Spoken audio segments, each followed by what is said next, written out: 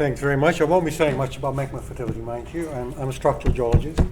I don't deal in magma fertility. But I do want to give you a bit of an overview of what we've been doing at JCU in collaboration with GSQ as well, and where we are. Dominic gave the introduction to Mary Kathleen domain. It's a collaborative project that we're doing with GSQ, and there is a lot of overlap in the work we're doing.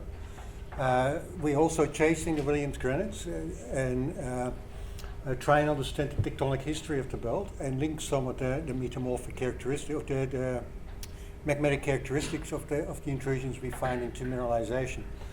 The big difference is that we've been focusing a lot on detailed areas and sampling in more detail the various magmatic phases and try and link them to the field relationships. So we've got PhD students in the field working on detail on these field relationships. We've shifted our third year field camp to the Mary Kathleen area as well, so we've got lots of students running around in these hills as well. Because what we've been chasing in particular is direct relationships between intrusive bodies, dikes, contacts, and the structure that sits underneath it. So what I'll do is give you a bit of an introduction of what we've presented in previous talks.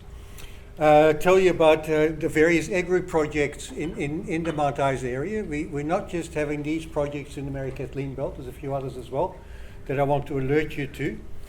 Give you a bit of an update on new age data in the magma fertility study and tell you a little bit about tectonic evolution that we found so far, some of the main pointers. And also talk a little bit about Tick Hill in the southern part of the Mary Kathleen domain, where we've got a whole bunch of new age data, which is quite interesting and goes back to some of the questions that came to the end of your talk, Dirk.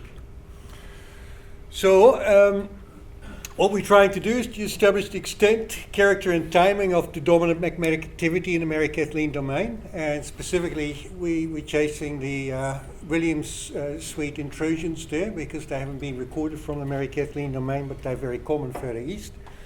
Try and get a understanding of the tectonic magmatic history and look at field relationships in particular to link these various intrusive phases to what we see in the field.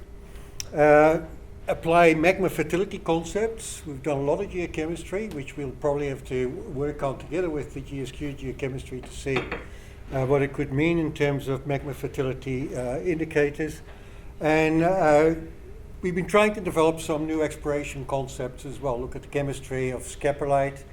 We're doing a bit of zircon geochemistry. In future, we want to look at garnet geochemistry, but I'll show you some of the results there.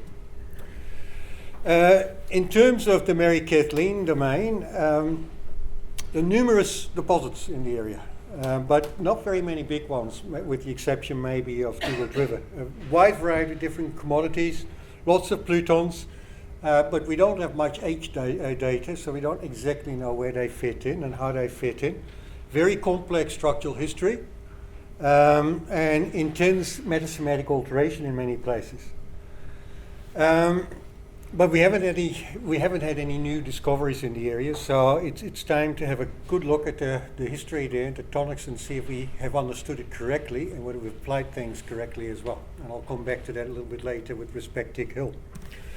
In terms of IOCG systems and some of the mineralization there, we know we've got lots of them in the eastern part, eastern fault belt.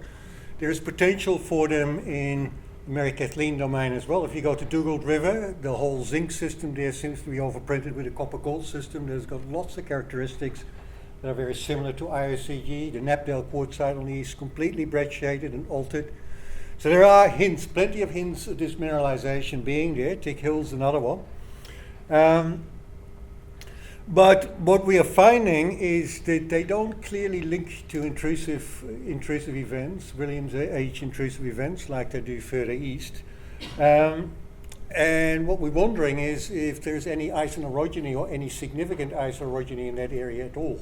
There's definitely shear zones and faults and fracture systems that link to the ison quite clearly. But the upright folding and the D2 that's been described for the central and the southern part of the Mary Kathleen domain don't necessarily hold, and that's what we're trying to chase up. So we did a workshop like this in March. We did a workshop like this in June as well. And the main points from the last workshops we presented is that the Mary Kathleen belt is not an extensional belt, as it's written up in the literature. That it was metamorphosed, deformed, including all the upright folding that occurs in the Mary Kathleen area and further south during orogenic events that predate 1730, 1740. It's old. And much of that upright folding that's being described for the area, we find no evidence at all that that's William's age or Eisen-orogeny age. The metamorphism, the deformation, the plutonism, and also the stratigraphy seems to be highly diagramous across the belt. The stratigraphy doesn't line up. What's mapped as Corella Formation in the south is different from the Corella Formation around Mary Kathleen. It's different from the Corella Formation in the north. Oh, just as well it's not me. And there is these big shear zones separating them, and they seem to separate subbasins, and the stratigraphy, I don't think, is very well understood and doesn't correlate very well across the belt. There's a lot more subtlety in there, and that means actually also that we don't understand the shear zones very well that separate these terrains. And the mineralization that we've seen, like Tick Hill, is related probably to Eisen events or an Eisen overprint, but what the structures are that are Eisen and how these structures interact with the earlier structures at this point we're not so clear about. So I think at an earlier workshop we mentioned the word bullshit, but that we got some flack for that, so we'll be careful this time. So at the moment, we've got a whole bunch of people working on various aspects in the Mary Kathleen domain and beyond. Yambo Ching, he's a postdoc. He's responsible for the magma fertility part. Yambo is going to be leaving us. He's taken up a job in Norway, so he's resigned with effect at the end of the month, but we'll replace him with another postdoc that hopefully this week will be advertised. We got a couple of PhD students. Joshua is mapping around the Mount Godkin area and the Mary Kathleen area and in the Dutchess area as well.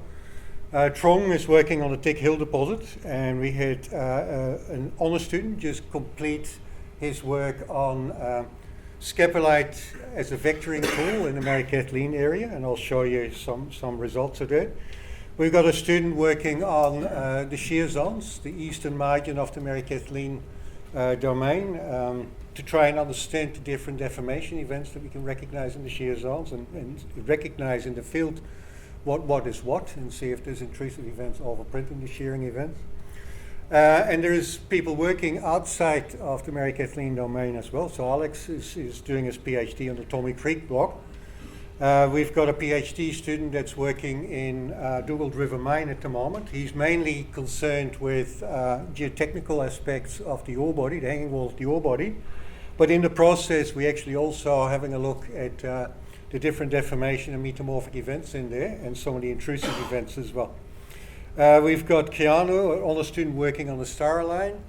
With Genova to again look at some of the contact relationships between the intrusions and the shear zones there. And we've got an honor student working on fluid inclusions, but that comes mainly from the Cloncurry area or south of Cloncurry. But she'll start a PhD next year, and we want to take her to look at the fluid evolution in the Mary Kathleen domain as well.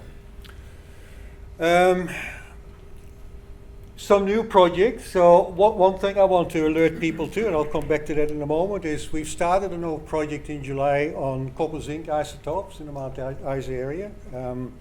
And we're looking for new PhD students to specifically look at some of the structure of the bounding shear zones in these big terrain boundaries, Mary Kathleen domain. Like I said earlier, we've got difficulty correlating the stratigraphy across certain terrain boundaries or certain shear zones within the Mary Kathleen domain, and we need to understand these shear zones in more detail. And we want to try some more minerals as potential vectoring tools as well. So on that, we did a bit of an exercise in the Mary Kathleen area. This is Mount Colin over here. Is the mouse visible? No, it isn't visible. Well, Mount Colin is over here.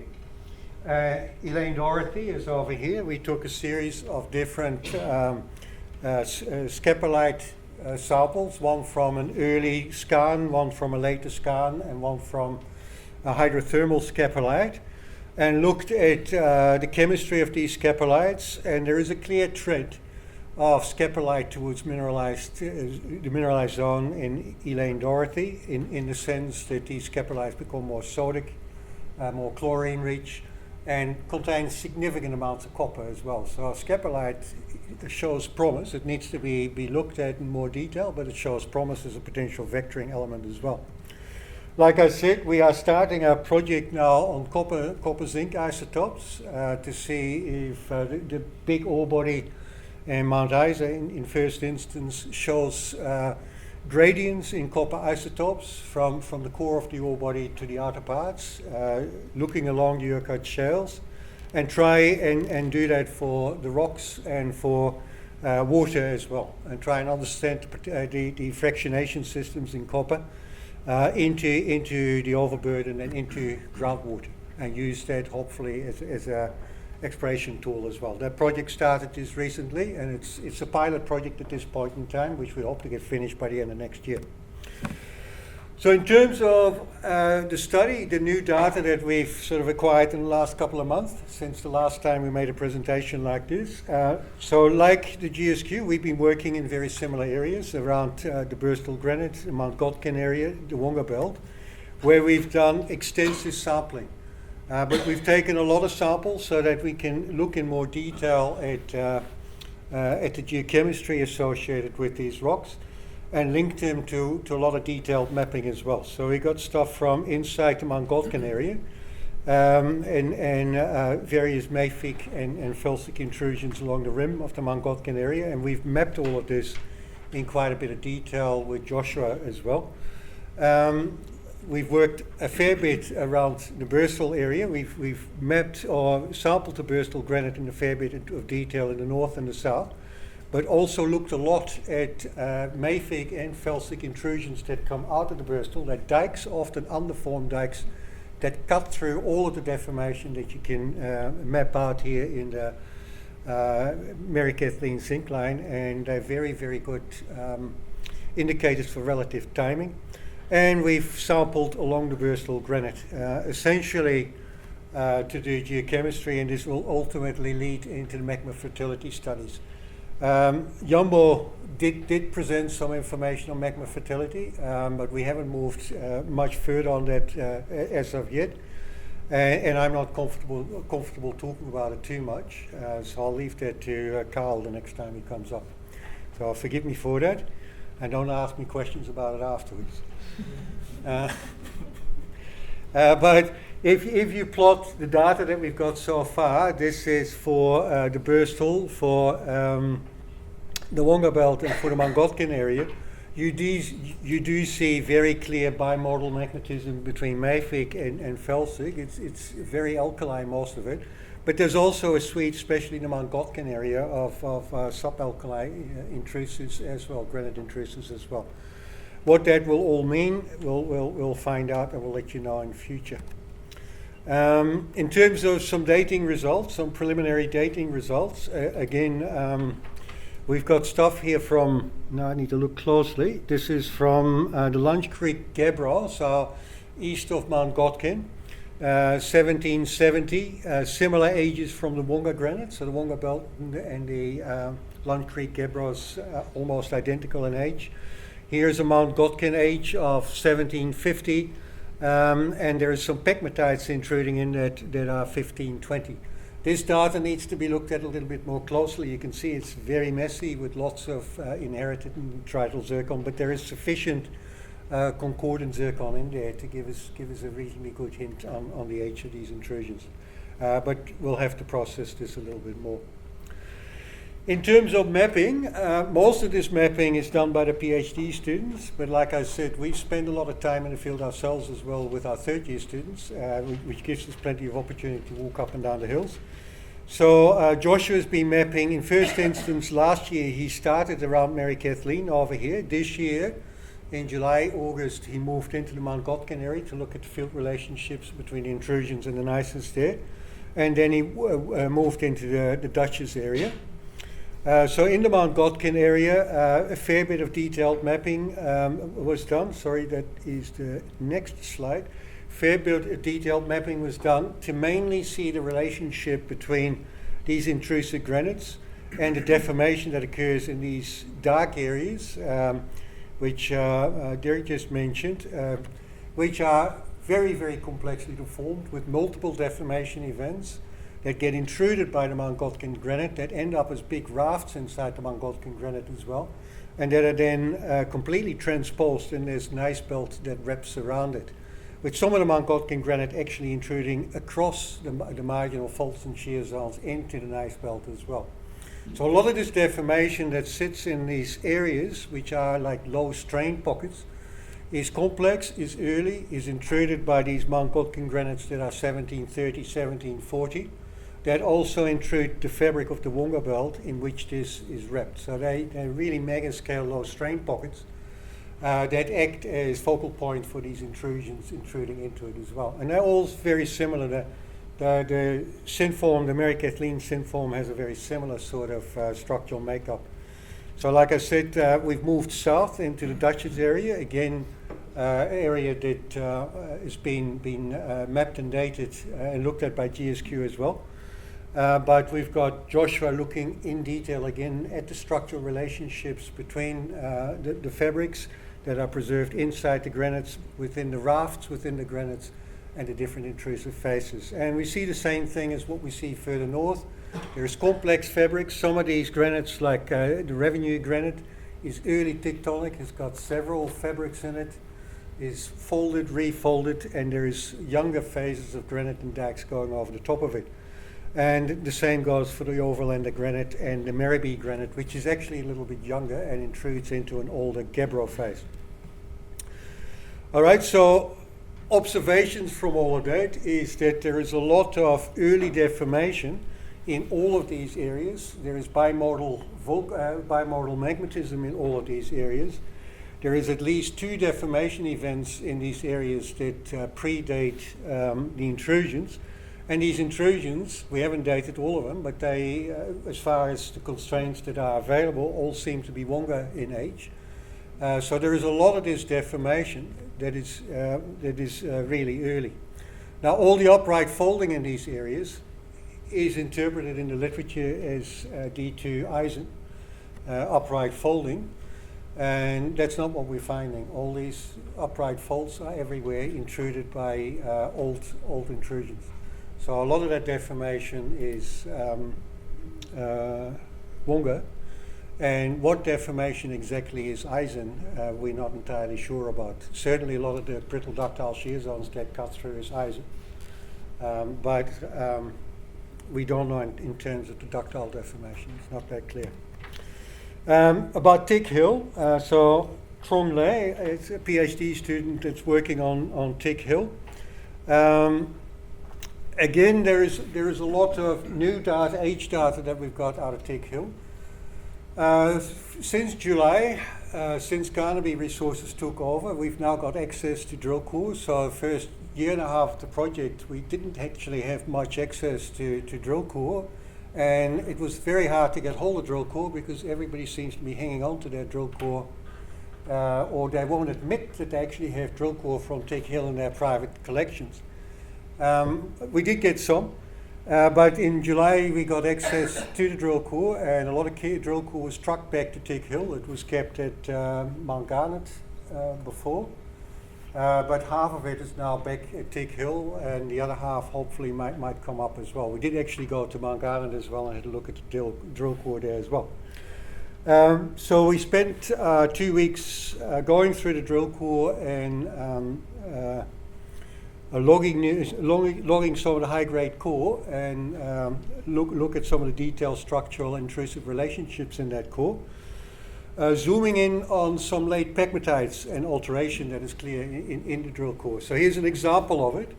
In one of the high-grade holes, TH32, if you go underneath it, about 20, 30 meters below the ore zone, are pegmatites, and we've been trying to date these pegmatites. This is a age profile through it. You see a number of different plateaus. If you look at that in more detail, there's lots of concordance around 1417. These zircons are incredibly messy. They are metamict, they are altered, they are crappy. So we don't quite know what to do with it. We don't know if these metasomatic zircons or whether they are igneous zircons that are being altered. There is another H grouping in that particular pegmatite at 1530.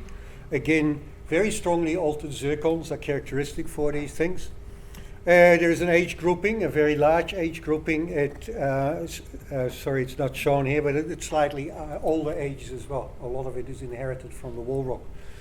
Inside the pit, in Tick Hill pit, you got pegmatites going through with beautiful arnational quartz veins that are indicative of sinistral normal fault. The sinistral normal movement you see in the pit is associated, mineralization is associated with chloride epidote alteration as well, and seems to be associated with gold mineralization for as far as we can work out. That pegmatite cuts through the myelinitic fabric that hosts the mineralization at Tick Hill, and it's got lots and lots and lots and lots of concordant zircons.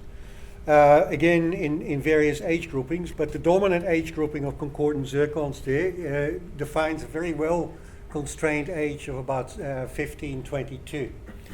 And that age is determined by zircons that again show incredibly strong alteration or metasomatic overprint or whatever has happened to these zircons. Mind you, previously we've presented data on the host rocks to Tick Hill as well, all of which is 1780, 1790. It's old stuff.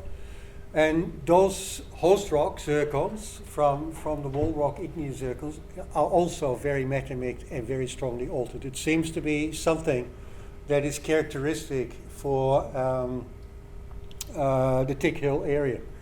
And we don't quite understand why that is, but we're fascinated by it because it occurs in pockets in various places we've noticed.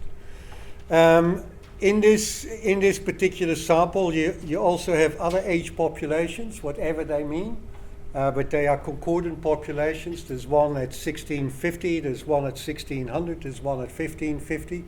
Whether they're reflections of part of the underlying history in the Tick Hill area or not, we don't really know and don't really understand. Certainly the structure on surface doesn't give you a hint towards that. Most of the structure on surface is old. Predates 1770 really, based on field relationships we've mapped out. This is, what have we got here?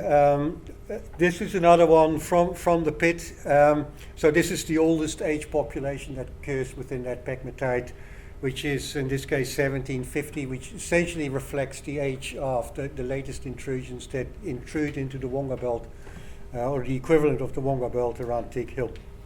Another example of, again, a pegmatite coming out of one of the drill cores, and again, beautiful concordant age population of zircon that gives 1523.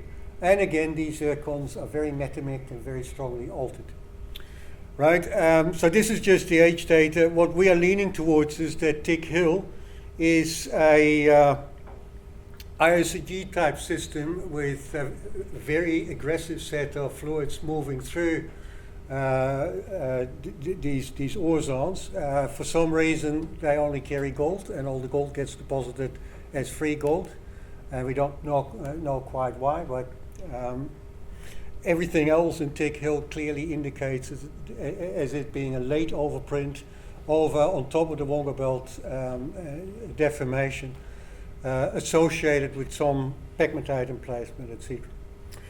If you look at the host rock to mineralization itself, so now that we've got access to a little bit more drill core, we've been trying to date some of the host myelinites with offcuts that we've got to see what comes out of that, and they give again a very beautifully concordant suite of zircons that give us 1770, 1780, which is the same age as the Tick Hill granite in the area. These are heavily myelinatized and then reactivated and metasomatized and overprinted by a big hydrothermal event at a later stage. Here's another example of ultramyelinite that hosts the gold. There's a spectacular amount of gold coming out of these samples, by the way, if you mill them and do heavy mineral sep for zircon. Very coarse grains, so it's quite good fun to do this. We tempted to mill a few more drill cores. But again, the second sample we did same thing, 1770, 70, 80. So that's the age of the host rock.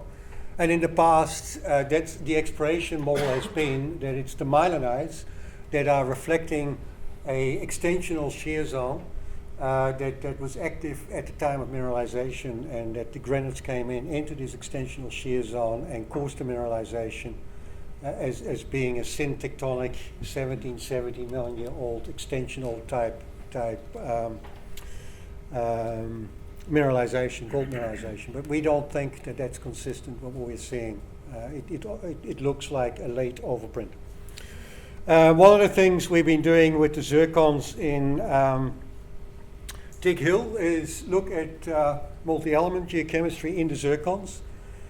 We got an honor student working on this at the moment for a set of zircons we got from Gaita Gold in Tanzania, where we see a very clear trend in an evolving magmatic system of the metal content of zircons.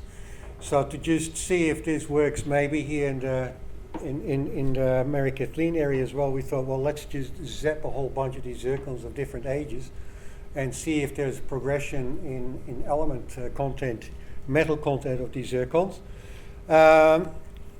Some promising things. We don't really know what they mean. We haven't looked at it in sufficient detail, but you do see cobalt dropping off. So the zircons associated with the pegmatites that we think link to mineralization, very low in cobalt, very high in tantalum potentially, very high in sodium.